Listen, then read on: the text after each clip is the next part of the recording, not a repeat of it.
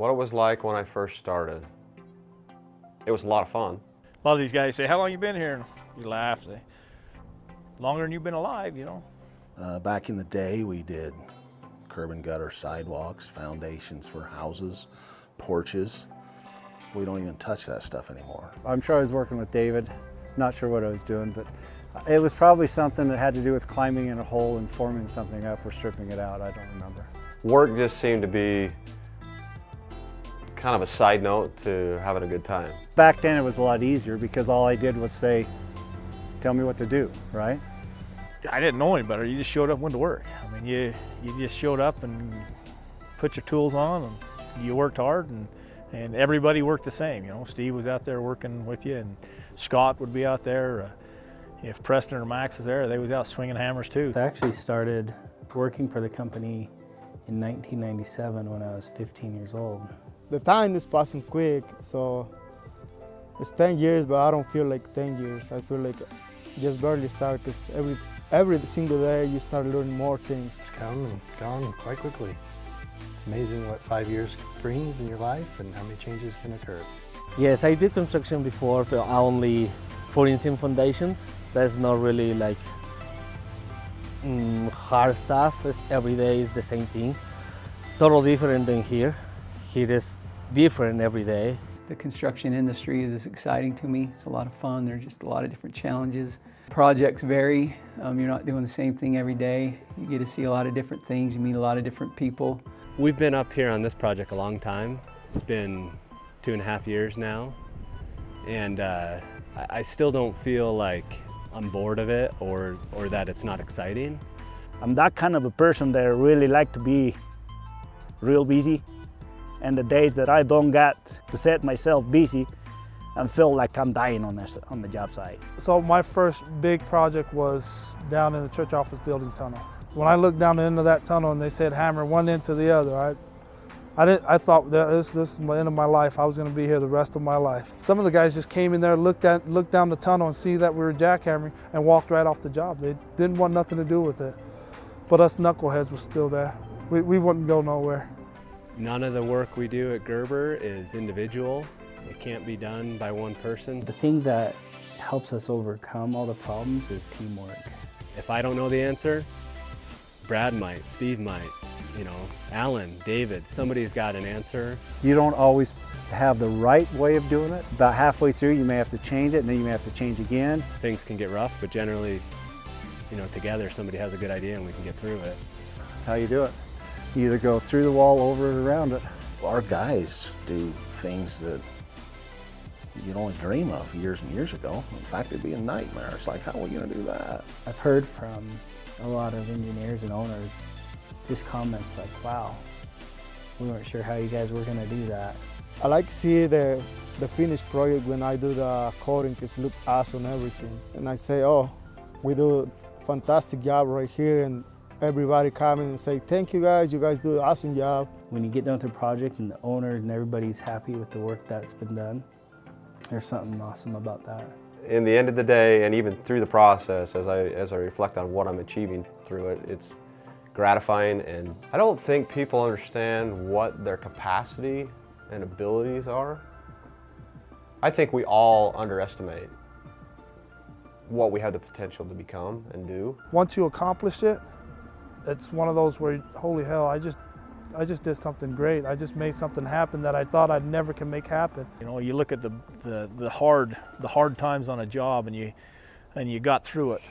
And it's fun to go back and reflect on that and think how beat down you felt at the time, but you was able to either pull your resources together or rethink of a different way to do it and be able to get the job done. There's a balance between aggression and patience. You know, you need to be aggressive to get the job done, but you got to have enough patience to do it right. People just aren't, including myself, aren't patient with how long sometimes it takes. When we have that mentality, we forfeit a lot of what can be earned and accomplished through the process of just being patient. We got some extra work on the contract to install a sewer line, and it was like the sewer line from hell. Brad might have a better count, but I think he quit on me 3 times that winter because it was a miserable project.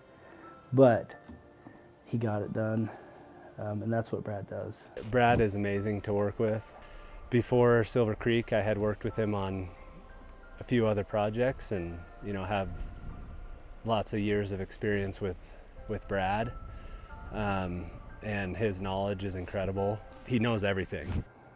Chewy, I've known him for a long time. I got to know him when we had our motorcycle shop.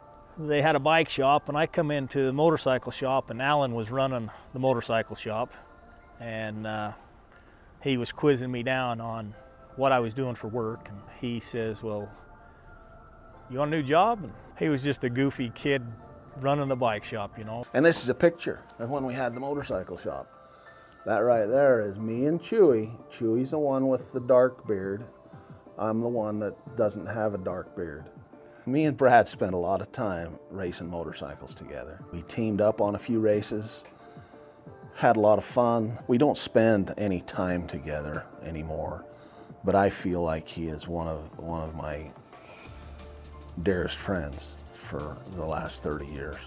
Brad is one of the, I don't know, I love him to death. And part of the reasons why I love him so much, and I think he's so much of him, is because I'm not like him. And right or wrong or indifferent, maybe I shouldn't think that way, but I envy and I want to be, have a lot of the traits that he has. I've seen Brad, take in, new workers under his wing and train them, and and be really compassionate and sympathetic to their situation, and that's what I love about Brad. Brad's been such an asset to this company for 35 years. He really doesn't understand the asset that he is. He's a Gerber legend. He's an incredible worker here, and Gerber's been lucky to have him. I'd put him on any job, anytime. And I'd never bet against him, that's for sure. Alan Gerber is probably the major reason that I came. I've loved working with Alan. We've been able to connect, outside of work because he's a big dirt biker. And so me and Jake talk bikes once in a while. I love talking to him about racing and about dirt bikes, and more importantly, Alan has a huge heart. Through all the years that I've known him, and especially now as I see him interact with people, he's genuine. He's mentioned to me many times, you got to be more outgoing and talking to people. It's important. One thing that I've always appreciated with Alan is he's not afraid to open up and talk to me. And we've had some good heart-to-heart discussions and conversations, and I really appreciate that. And I see it with him as he talks to people. He's not just talking to them just to waste time and feel like he needs to because he's president of the company. He does it because he's genuinely concerned about them. And I can tell that they respond to that. Alan's a hoot outside of work. He's kind of a funny guy. I've only had a couple of times with him where I've gone out and done stuff, but I've been around him and Tori and me and my wife. We really enjoy their company. They're kind of fun-loving, kind of easygoing kind of people. Justin's got a terrific head on his shoulders. I didn't really feel like there were any hiccups when Dan retired and Justin slid into his role. Well, I had a good mentor in Dan, and we just kind of worked through who was going to do what and where, and what the initial plan was, and how we were going to get to the point where there'd be a transition where Dan would retire and I would take his position. When he replaced Dan, I thought it was going to be extremely difficult for anybody to replace Dan. Justin has exceeded all my expectations. The challenges of a controller is kind of learning what to ask and what not to, paying attention to the details and the nuances, being able to relate that to others that may not have a financial background. One thing I've noticed about Justin is when you need help with something, he's very quick to help you. I want to make it better, and I want at the end of my tenure that I leave it better than I found it and ready for the next guy to take it to a level that I could. Justin is just, he's another great guy that's going to be around for the company. He's a lifer. He's like me, we're going to be lifers. I am so grateful to have him here because he helps me with my job in ways that I can't describe. Justin is very capable. I trust him. And for that position, that says a lot. I worked with Jason Wolfenden on the Echo Dam project. We tag teamed that project, and that was fun working with him. Jason Wolfenden, 20-year award. He's been here a lot longer than that. It feels like 20 years. It feels like 20 and then some. He came and left and came and left, but he came back to where his heart is. Jason Wolfenden was down there. He was just fresh out of high school. He thought he was King Kong. He could whip the world at that time, he thought. That was a tough job. 9 miles of irrigation pipeline, lots of excavation, deep excavations. Brad was down there. Blending was a tough job, but I was young and eager for the challenge at the time. If you were to look at Jason Wolfenden, you'd kind of see the true epitome of what our core values are. The truth is Jason is a great leader, and he's very ambitious. And Jason's going to do a great job in this company going forward. There's no doubt in my mind. I really didn't realize that how smart Jason really is. Jason is a really brilliant guy. Like, he's smart as hell. Ave is, I wish I could have been in the field when he was here and worked with him more. I really don't call it a job. I call it come in and have fun. It ain't a job for me. That's why I said I got a couple screws loose. One thing I know and have seen is that you don't bet Ave that he can't do something, because you'll lose. I think it was just me, George, and Jace. And we had everybody else watching us. They had guys timing us and all that. Up on 9th South, when we were cleaning up the rock that we broadcast over the polymer overlay, it was all piled up against the parapet, and we were shoveling into the loader. And he won't admit it to anybody, but I kicked the living crap out of his butt, and I got witnesses on 9th South when I out-shoveled him. He'll tell you he beat me, but he didn't, if you consider my age, right? I get some handicap points for being twice his age. I told him, ain't nobody in the office is gonna beat me in anything that I do. I will make that day easy, fast, fun. He's singing and dancing, and when we pour in concrete. And That guy, I mean, he's got an incredible attitude. At first I thought, oh my gosh, what's wrong with this guy? If you ain't got a couple screws loose in the top of your head, you wouldn't be working for Gerber. You never expect somebody in the middle of the pour dancing and singing.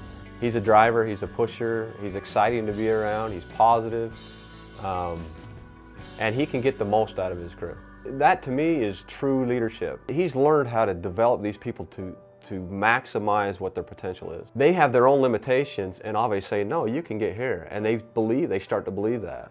I like working with Ave because he's a good guy, he's working hard, he's giving time to every single guy coming to the crew and explain everything.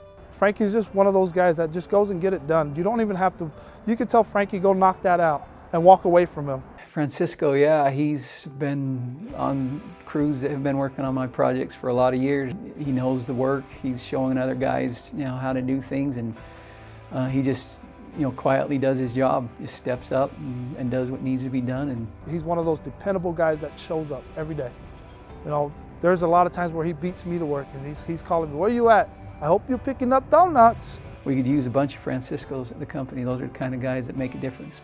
Chris has been here 10 years, and I think it took me 5 years to get him here.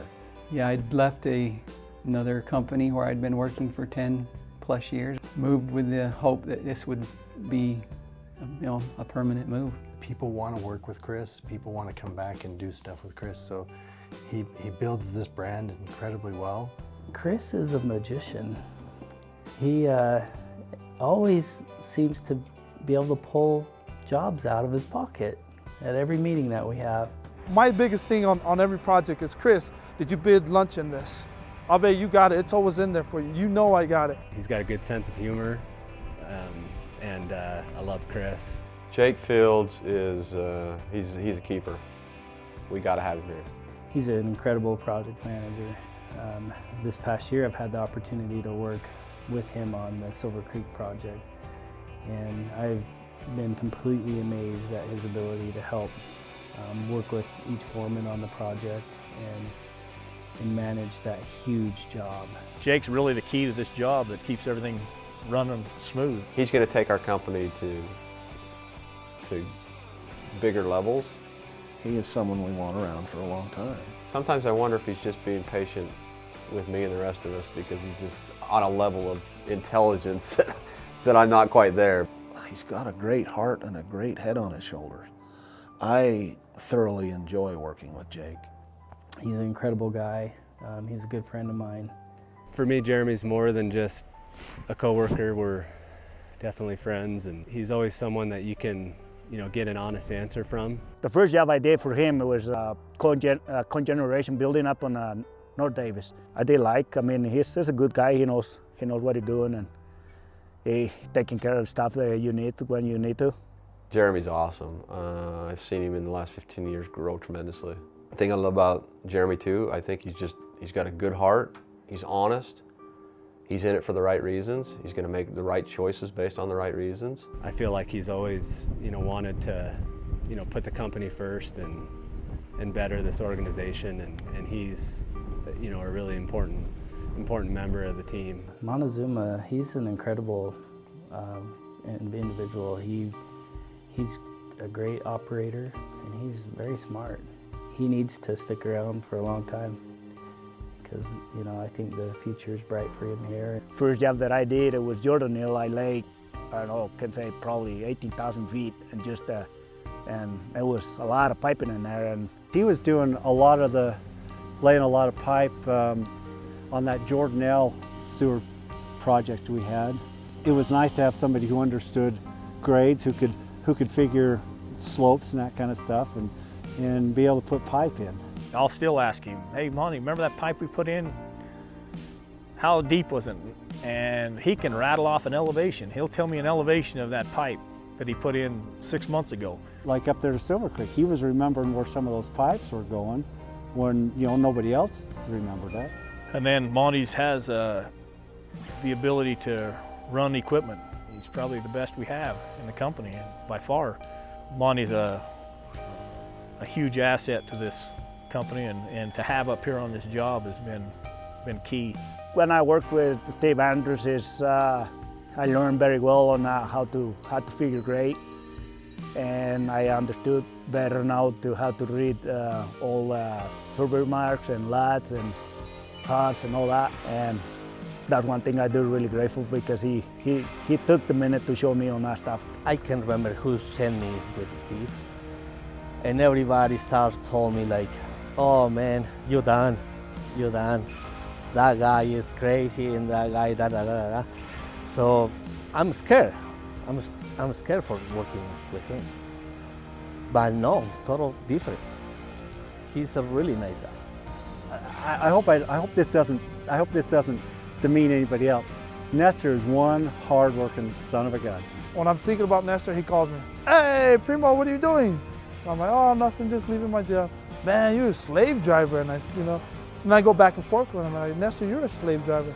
He's not the kind to give up, say, I can't do this anymore. I don't know, there's no way to do it, and then walk away from it and leave it for somebody else. That's not his way. Nestor's a hard damn working guy. I wish I could work as hard as Nestor. I've been impressed at the few years that he's been here, what he's been able to achieve. And it speaks volumes to, he's got that attitude that I can accomplish whatever's in front of me. And we need guys like Nestor. I don't know, I want to be one of those persons that we can be in charge of one of those big, huge projects. I want to be that person. I really enjoy watching people grow. Now, I've been here for 35 plus years. I've seen a lot of kids born, and now we're seeing grandkids born.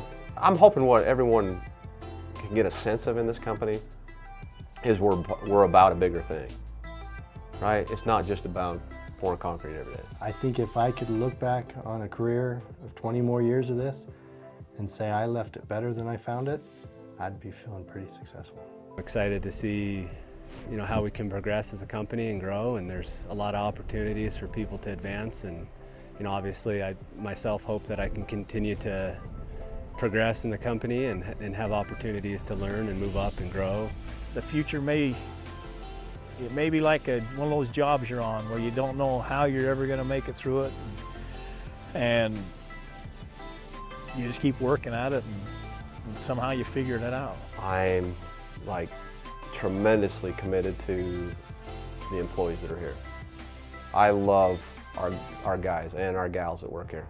They mean everything to me. They're like family. And so along with that, passion for them and my passion for the work, the kind of work that we do, and then my desire for the challenges, the tough jobs, the nasty jobs nobody else wants to do, the big jobs, I mean, that's just, it gets me so excited I can't even hardly, I get hair on the back of my neck stands up when I think about the potential that we have. The company is poised, as it has been for years, to take another step, to go forward and to build. What I hope happens for the future, I hope that the company keeps going on and I can keep going and get another 12 years, or I don't know, hell, in 35 years, I might as well go for 50, So the future for me looks like, I don't think we've ever been in a better spot. Even with the challenges that we do face in the near future, I don't think we've ever been in a better spot.